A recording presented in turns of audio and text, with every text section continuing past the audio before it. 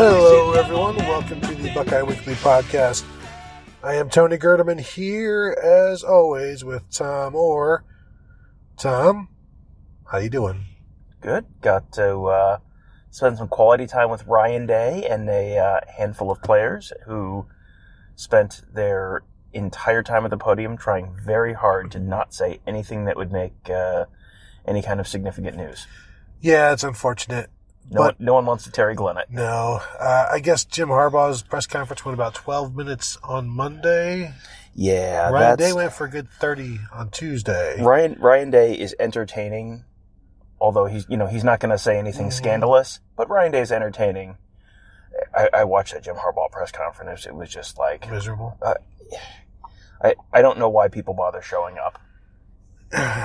Yeah, I go back to the only time I've ever tried to deal with him was at Big Ten Media Days, maybe in like 2016 or 2016, I think, or whatever it was. Just you're standing next to him, trying to ask him questions, and you're trying to beat somebody else to the punch, but then you're watching like the answers are just there's no ability to have a conversation with him, or you don't know how he can't take like an average question and turn it and have a good answer for it.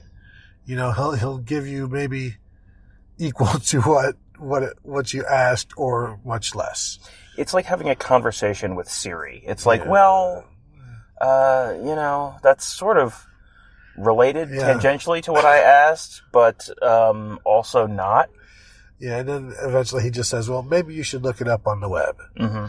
Yeah, so Ryan Day I think he was in a really good mood today. Didn't seem stressed. Was able to smile and laugh. Although the big concern for me, Tom. What time it was not today. That was. I'm assuming that's where you're going there. Well, there's another concern, but yes, I was expecting "It's Time for War" by LL Cool J, the soundtrack of Michigan Week under Urban Meyer. It was not playing through the building. I, in fact, in the team meeting room, had to play it on my phone just to get into the mood. But apparently it has been here and there being played a little bit. But here and there, Tom? No, I mean, come on. That's not what this is all about. I do like the fact that LL Cool J constitutes mood music during Michigan Week. That's a nice touch. It was a little... it was unexpected to walk in there and not hear that today. That was an Urban Meyer thing. I think he might have done that at Florida for Florida State Week, and I think that was something he brought from other schools. And it was literally like on an old CD player. If you hit the repeat button twice and it was repeat one, It's Time for War was on repeat one all week long. You literally heard that song thousands of times if you stayed in this building for the course of, over the course of a week. And the players hate it. Hate it. But how do you argue with it? That's how you get a pint house. You play LL Cool J 21,000 times, and you go 7-0 against Tom, Michigan. Is it the 5-2 pint house? It is. It is not. Is it the occasionally play LL Cool J pint house? No. I would. Here's the real question: if you go to Urban Meyer's pint house right now, is that song? Is there only one song on the jukebox this week? Holy cow! There's the real question. We need to do some research on that, probably. You probably just call up. We don't have to actually go there. Not that we can. We're recording this in a car. We literally could drive there as we talk. That's not safe. So the other concern I have, Ryan Day was asked about his playing days, what kind of rivalry he played in. Mm-hmm. And at New Hampshire, his rival was Maine. Their rival was Maine. Mm-hmm. And they played for the Musket. Mm-hmm. I asked him his record as a starting quarterback when playing for the Musket. He said he thinks it was 1-2. I had actually already looked that up and tweeted it out before he. Thanks for following me on Twitter during the press conference. Yes, I'm typing. I was listening to Ryan Day, and I was also looking up his record. Okay. New Hampshire's 1-3 all time against Maine during Day's career there. 1-2 when he was a starter. He was correct. They played for the Bryce Cowell Musket. So there you go. Now you Bryce Cowell. Cowell. Cowell. So yes, that's Ryan Day, it was interesting. I looked up the series history there because these are the types of things you do. And he was there. New Hampshire has completely dominated that series for a long stretch after Ryan Day was there. Ryan Day was there basically like in essentially the functional equivalent of the end of the John Cooper era, where they lost three of four to Maine. I think that was actually part of a 4 or 5 to Maine stretch. And then they won like 6 or 7 in a row immediately after. So, that's a concern. Not that Ryan Day is going to be playing quarterback on Saturday. Not that he's going to be playing Maine either. So, yeah, true. Maybe this is why Ohio State doesn't schedule FCS teams. So there was, a bunch of questions. A lot of what is Michigan doing differently now, and we know that they're playing more zone. But Ryan Day, who is very familiar with Don Brown, has said that Don Brown has always mixed it up. He's always shown a bunch of different looks. Even some of those successful passes last year wasn't always against man coverage. So maybe that will make fans breathe a little bit easier. But when you listen to him talk, I mean, he has a lot of reverence for Don Brown, but also has a ton of familiarity with him, as do Greg Madison, as does Al Washington.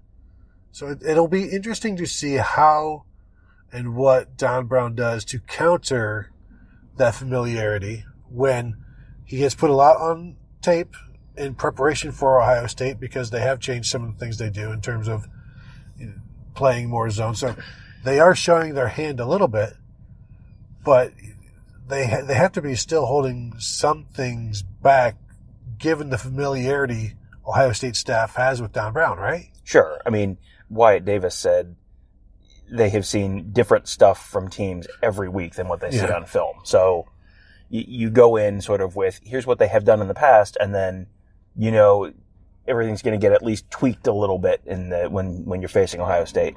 But you talked about the familiarity there. The Madison and Al Washington thing has been something we've talked about this week.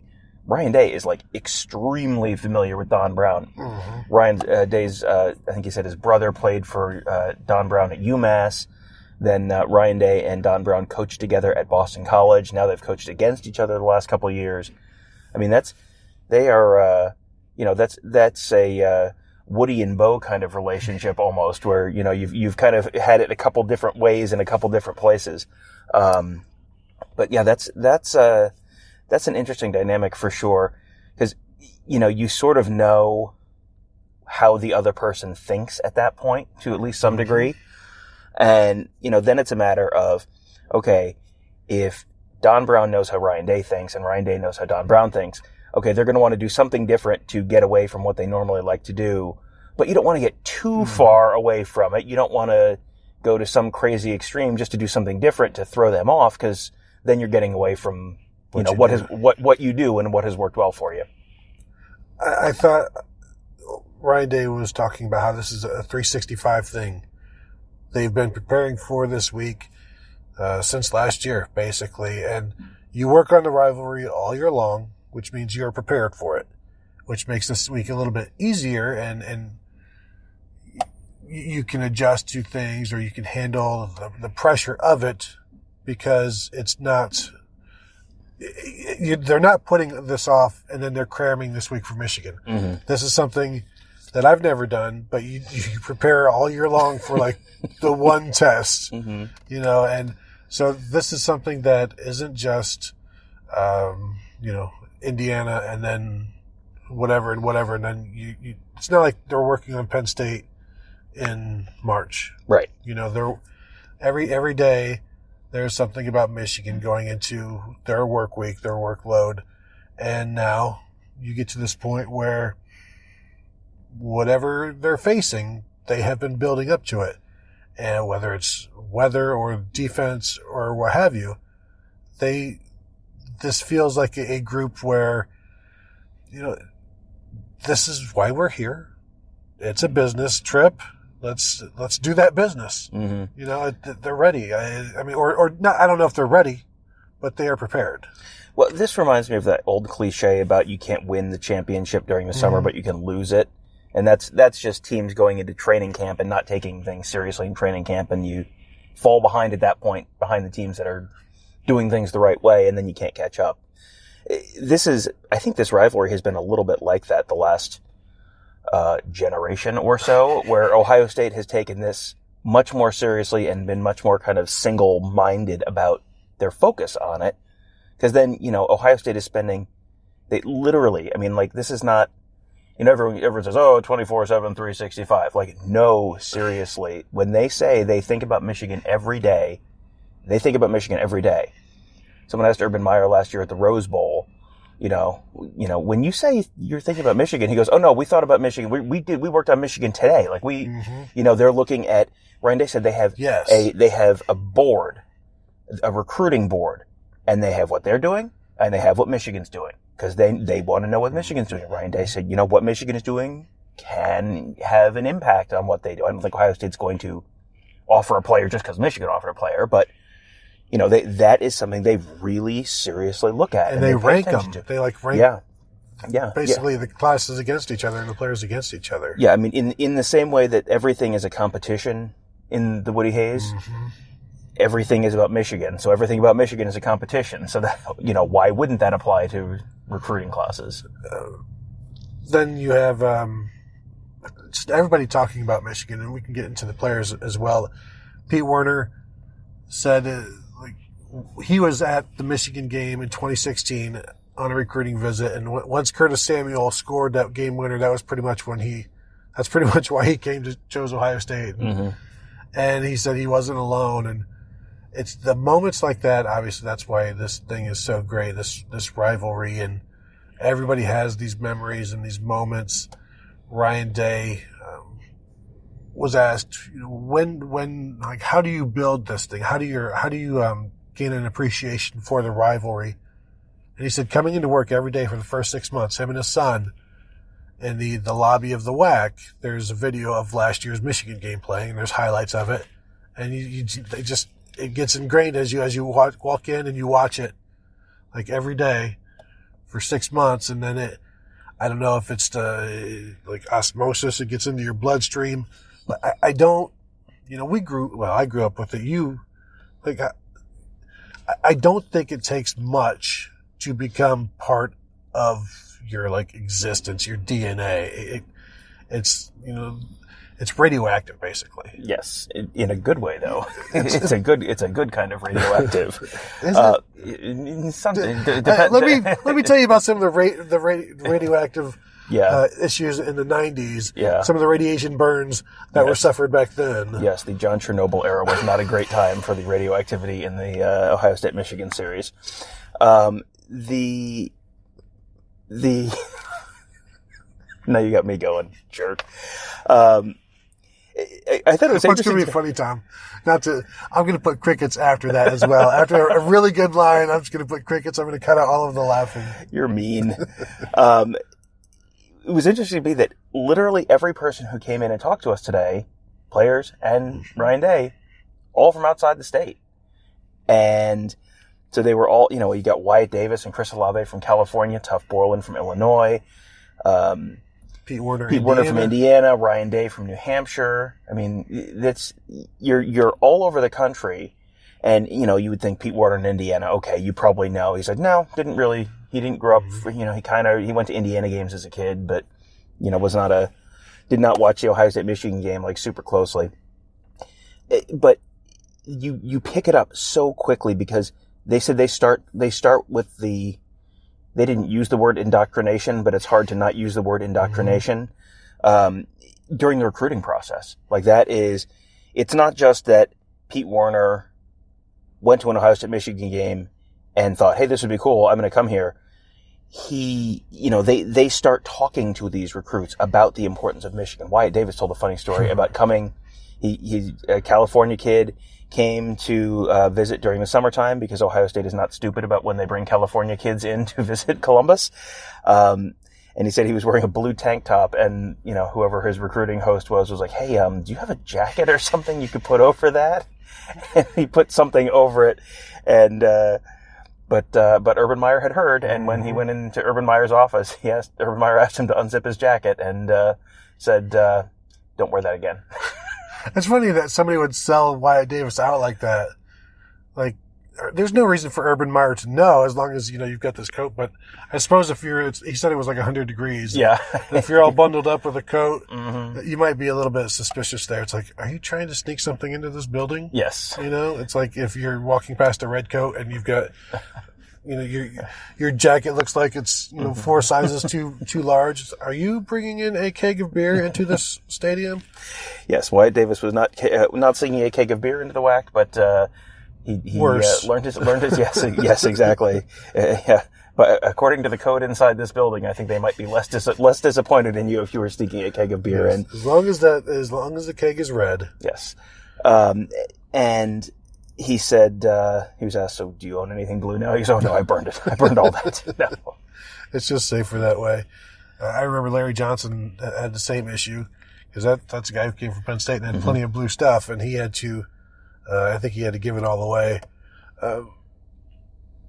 Ryan Day talking about just this whole week. It's like, this is why you take the job. Like, if you don't understand that, like, you're not, for one, well, I was going to say, for one, you would never be given this job without understanding the rivalry. That is false. I was going to say insert Mike Bellotti story here, but again. You can go back before that, too. Mm-hmm. Who would that be? Who would that be, Gerd? John Chernobyl. No, so it's, what else did he have to say that stuck out? He said, this is an exciting week, but quote, I don't know if that's my number one emotion right now. So I would be like, what would you say is your number one emotion right now? And he would be like, is war an emotion? Yes. I don't know that that's actually your answer because I do not hear the music. Right. One thing that was kind of funny that Ryan Day talked about was this is a story that was such a huge deal at the time, and I think everyone has just kind of forgotten about it for the most part. But JT Barrett getting bumped into by the cameraman on the sideline before the 2017 game, and Ryan Day said that was his first Ohio State-Michigan game, and that was the moment he's like, the old cliche about like anything can happen in a rivalry game. Like, no, literally anything can happen in a rivalry game. Your starting quarterback can get his knee banged into by some cameraman on the sideline. And he said, at the start of the game, they didn't think Barrett could go. Barrett did go for a while, but then it locked up and they had to put Dwayne Haskins in. And then, Ohio State fans know the story from there. Yeah, well, and I was asking a few of the guys what their most distinct Michigan memory was, and that was Days. And then I asked him, what did you say to Dwayne, or how did you get Dwayne ready, or what was going through your mind? He's like, well, if you remember, the last time Dwayne played before the Michigan game was Illinois in the rain, and he fumbled, and we had to bench him, right? We had to put the starters back in.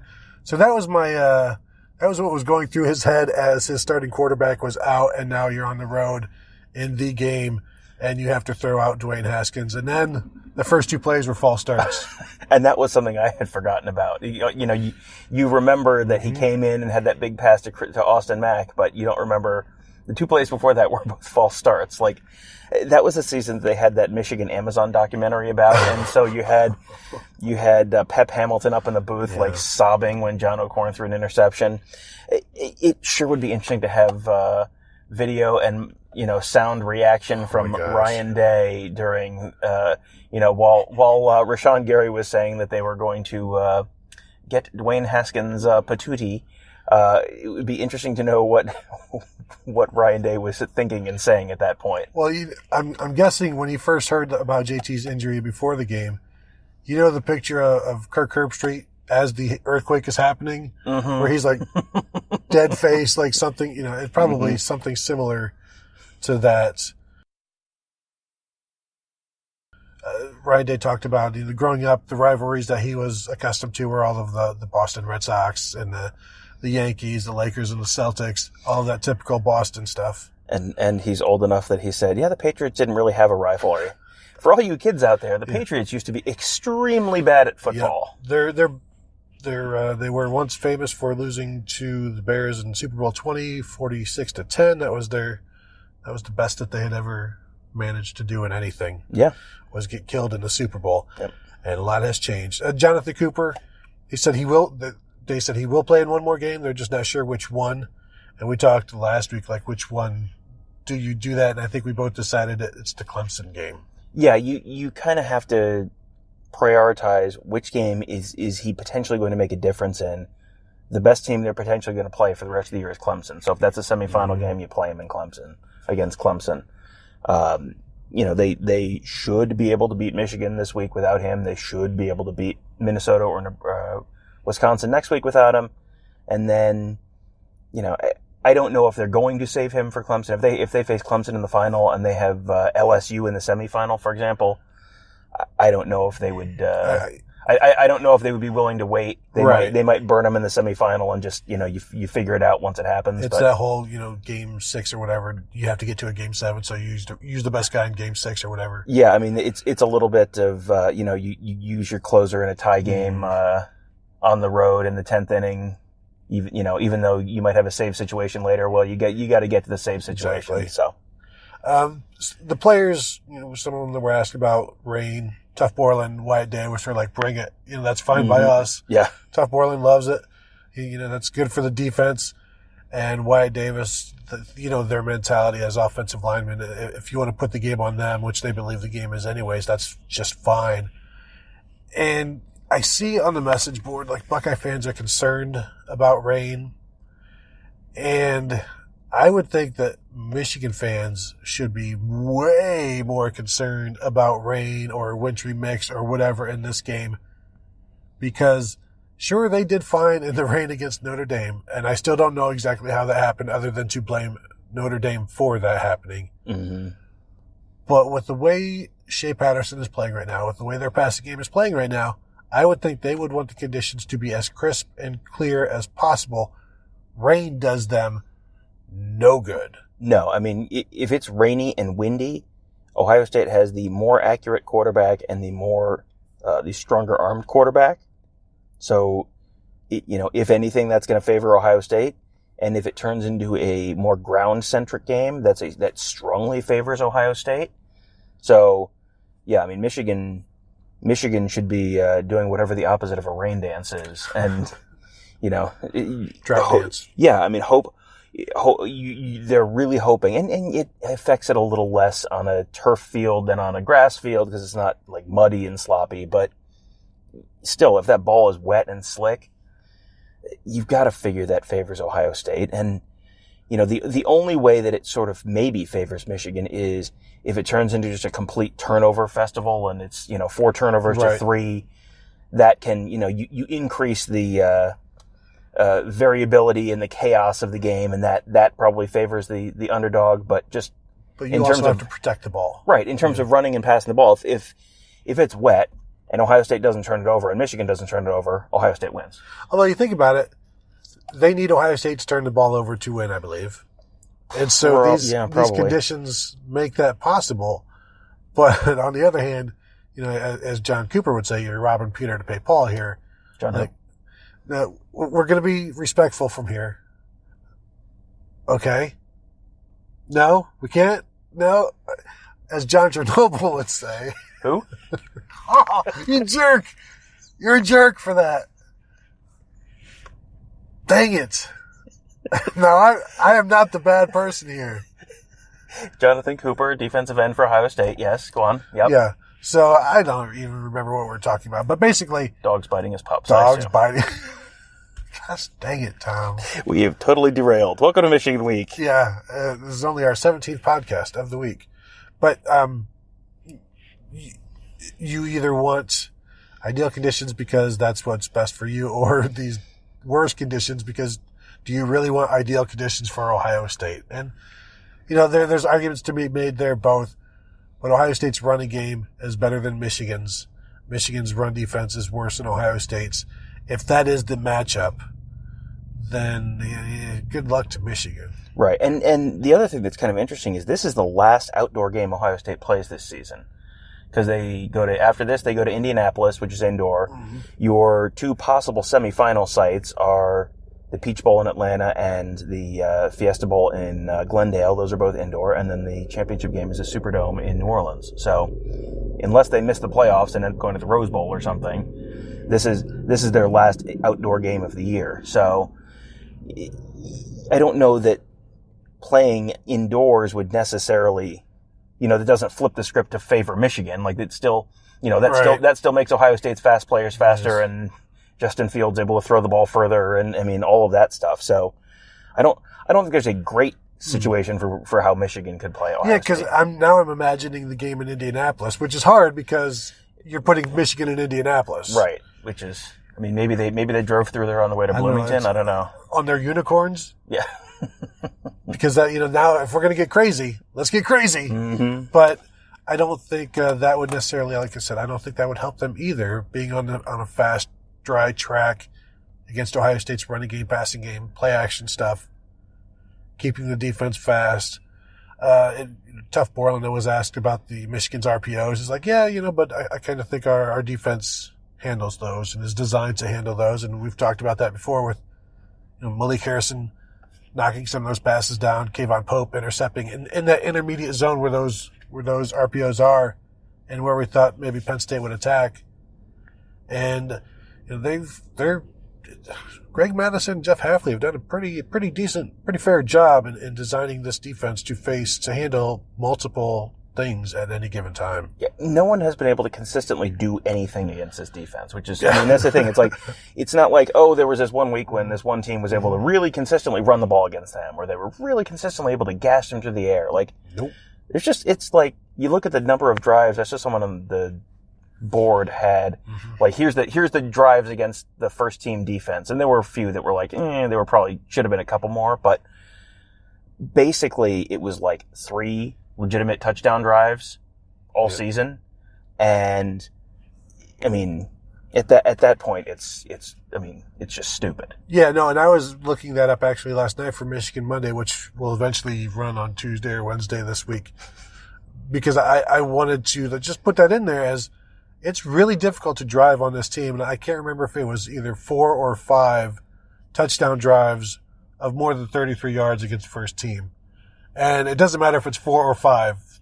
There's 11 games so far played, and they give up a touchdown drive in basically every other game. Right. So, and you figure even if Ohio State has a lousy day on offense, they're going to score 21 points against Michigan. So then Michigan has to score 4 touchdowns against a defense that has allowed 4 touchdowns all season. Like, it's just, that's why we keep coming back to, if Ohio State doesn't turn the ball over and give Michigan like a short field, I don't know how it happens for Michigan. And I think that also answers your question as to why Ryan Day was so conservative in running the ball so much last week, because he also knows this defense isn't giving anything up. As long as the offense doesn't give anything up, then you should be okay. The problem was the offense gave up a lot.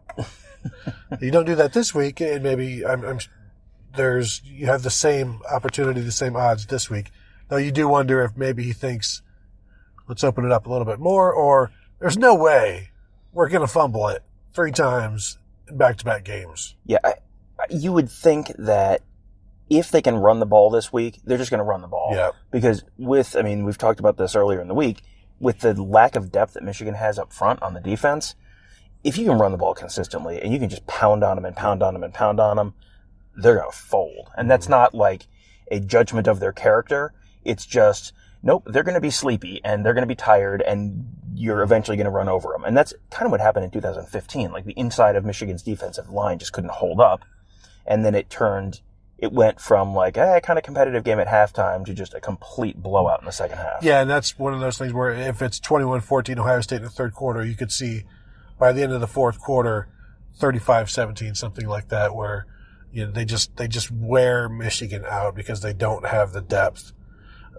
Anything else from the players that stuck out today? I know that we talked to quite a few of them, but I was the one thing that I was really interested to hear that we got no answer on at all was Greg Madison and Al Washington and what they've brought to the rivalry. This, to the Ohio State, having coached for Michigan last year, Madison especially for years and years and years. It was, you were sort of hoping that it would be, you'd get a little bit of insight maybe into what, did Greg Madison give you some real good insight into Don Brown and the way Don Brown's mind works and how he approaches things? And Ryan Day kind of went, nah, not really.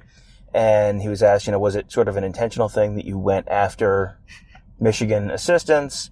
And he went, no, these are just the guys I thought were the best fits. And I mean, I knew them. He knew them, and it's looking at the results this year, it's real hard to argue that those guys were not the best fits.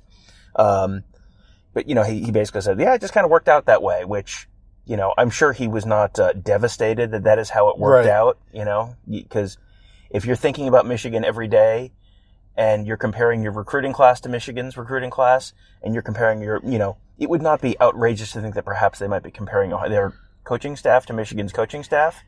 And just like if you could steal a recruit from Michigan, if you could steal a coach from Michigan, like that, I mean, it probably wasn't a devastating day inside the Woody Hayes when that happened, put it that way. Pete Werner did talk a little bit about Madison and Washington because, Day wouldn't give anything. So he was asked, have you seen something different from them? Can you tell this means something? And he said, yeah, he could tell that they've both had the game marked on their calendars and they, for some reason, they have something to prove. I think Greg Madison does have something to prove in that he wanted to be a defensive coordinator again. And now he is. And so, yeah, there's something to prove there. Washington, I don't know if he has anything to prove other than Harbaugh kind of took some shots at by complimenting his own new staff and how great they are and how maybe his best staff ever. Maybe he's taken some shots at some backhanded shots at Washington, and maybe Washington has something to prove in that regard to himself or to Harbaugh. But I did find this part interesting. When Werner was asked about the differences in these guys, he said that they talk to you more during the game and let you know when things are going well or how to fix something. And I was like, aren't coaches supposed to talk to players during the game? And if Bill Davis wasn't talking to players during the game, why not? He was getting ready for his toast, obviously. It's a big moment. Urban, on this day of your wedding. What a joke. What a maroon. As Bugs Bunny says, what a rah-rah goondier. I don't remember Bugs Bunny ever saying that, but I will. I'm gonna have to Google that before I let this out there. He might. A lot of the old stuff, you can't get away with saying the stuff you do now. So we'll have to see. Tom, we have reached the part of the show where we have to give our predictions, our score predictions, and neither of us did we record this on. This is a much earlier recording than we normally do when we give our score predictions, and even when we do those, we haven't given much thought. And now this is even less thought.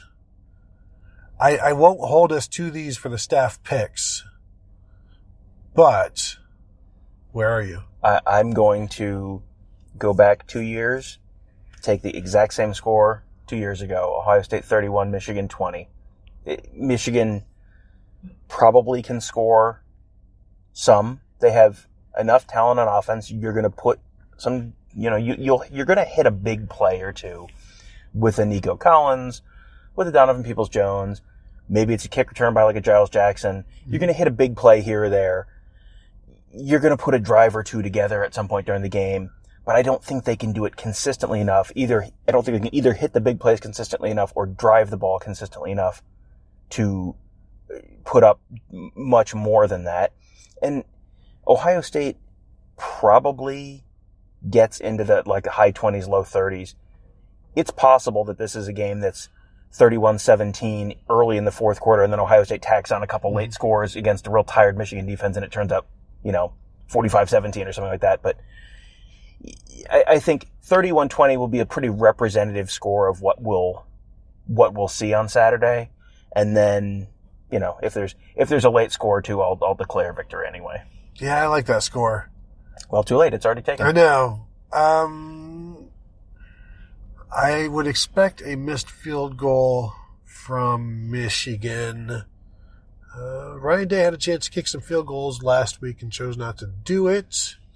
So I will go 35. Sounds like a lot on the road. 35 does sound like a lot. But I like 31 a lot better. 28 is not enough. Yeah. 32 is not an actual football score.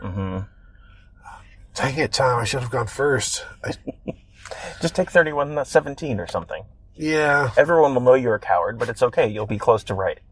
You'll only be 3 points off the actual score. I will go, without any consultation from Tom, 31. A 17. That's a pretty good pick. The Michigan score seemed a little low. 31-21. Seems a little high. If you Price is Right me like that, that is not cool, man. Not cool at all. 17. Yeah. All right, I'm going to go 31-20. 31-21. Oh. I was thinking about this. I was so sure I was going to win the showcase. I do expect maybe a missed field goal or something like that. So I'm going to keep them on a touchdown scoring basis. 30, what did I say, 1? Yes, because that's what I said. Yes.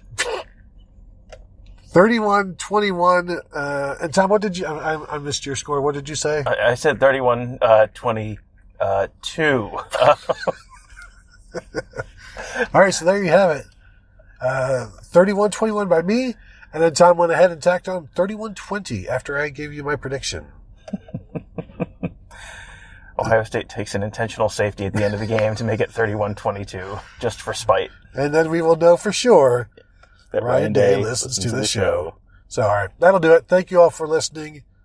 Have a great rest of your week. We still have more shows coming. We've got one on Thursday or Friday. We've got Michigan fans sending in their concerns, and Tom and I addressing those. That will probably be maybe we can drop it Thursday. There's no reason not to, and then you can listen to it whenever you want. Mm-hmm. So that's maybe what we'll do, and then we'll have a Patreon bonus show, probably Tuesday night. Don't even try to guess. We're going to have a bunch of podcasts for your ears. Just keep refreshing the feed. There will be new stuff there basically every day this week. And if you are interested in those Patreon bonus shows, we did one on Sunday, just kind of a sort of instant reaction to the Michigan game. And then, we'll have another one coming up probably Tuesday night or so. Yeah, some over-unders, some picks to click, some stuff like that. Bold predictions as well. Patreon.com/Buckeye Weekly if you're interested in signing up for those. And, this is Michigan week, but also there's going to be yet another big game next week for the Buckeyes as they play either Minnesota or Wisconsin in the Big Ten championship game. So that's a big game between those two teams. So we're going to you will continue to probably have a bunch of bonus content the next couple weeks for those. So it might be a good time to sign up if you're thinking about it. Indeed, it is. So we will talk to you guys later.